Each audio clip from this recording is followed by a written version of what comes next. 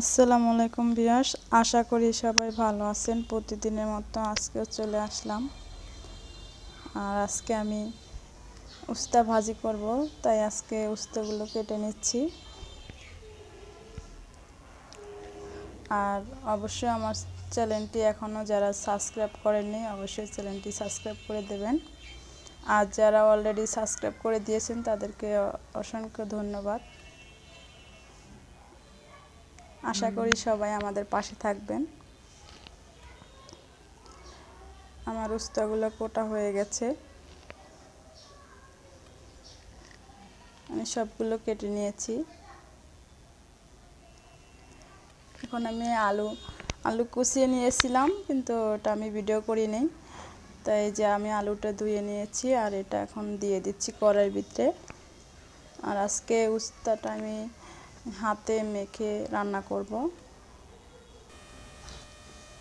আমি করলাগুলো দিয়ে দিলাম, আর আমি করলাগুলো সুন্দর করে ধুয়ে নিয়েছি লবণ দিয়ে মেখে, তাহলে এটা তিতাটা চলে যায়।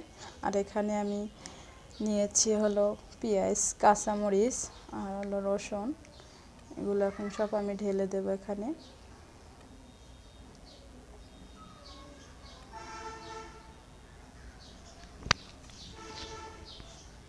এগুলো দিয়ে এখন আমি লবণ দিয়ে দেব।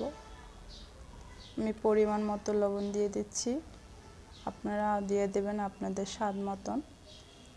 আমি দিয়ে দেব হলুদ,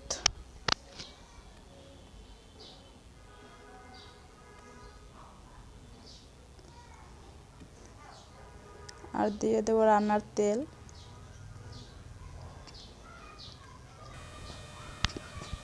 দিয়ে দিচ্ছি রান্না করার তেল।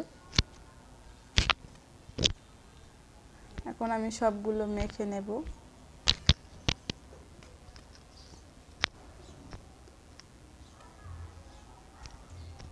ভালো করে আমি মেখে নিচ্ছি।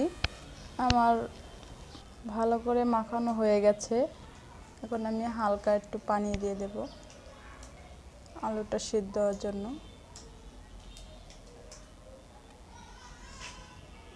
হালকা একটু পানি দিয়েছি, বেশি পানি দেইনি। এখন এগুলো আমি বসিয়ে দিলাম চুলায়, আর ঢাকনা একটা দিয়ে ঢেকে দিলাম। আমি 10 মিনিট পরে ফিরে আসলাম, আর আমার করলাটা সিদ্ধ হয়ে গেছে। আমি ভালো করে নাড়াচাড়া করে দেব।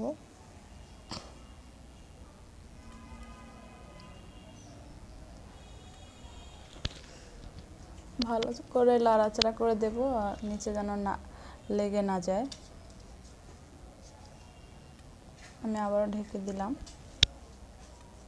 আর 5 মিনিট পর আবারও আমি ফিরে আসলাম। আর আমার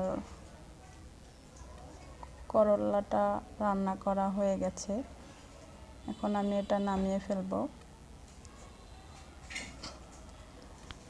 আশা করি আমার ভিডিওটা আপনাদের কাছে ভালো লাগছে। যদি ভালো লাগে অবশ্যই আমার চ্যানেলটি সাবস্ক্রাইব করবেন, পাশে থাকা বেল বাটনটি ক্লিক করে রাখবেন। সবাই ভালো থাকবেন, সুস্থ থাকবেন। আল্লাহ হাফেজ।